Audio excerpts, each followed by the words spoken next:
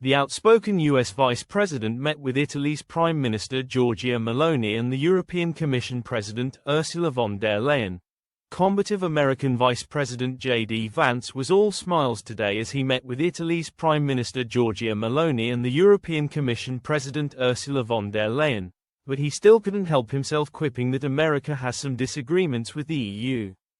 The 40-year-old best-selling author was greeted by Italy's PM, who was hosting trilateral talks between the US, EU and Italy in Rome today.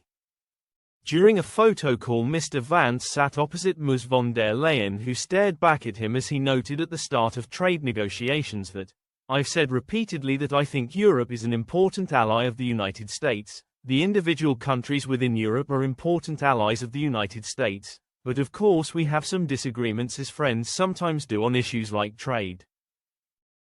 Mr. Vance continued, "Of course we also have agreements and many things we can work on together, and I'm looking forward to this conversation. I hope this will be the beginning of some long-term trade negotiation and some long-term trade advantages for both Europe and the United States."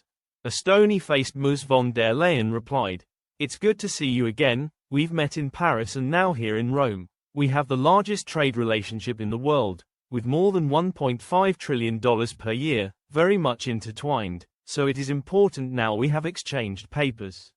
Ms. von der Leyen added that the devil would be in the detail once experts had deep-dived into the trade negotiations.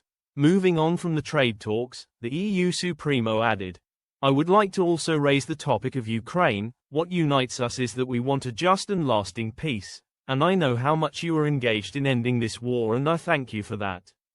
I think the next week will be crucial. Finally, I know the European member states have to step up the investment in defense. This is why we have enabled the use of up to €800 billion in the next 4 years for defense investment.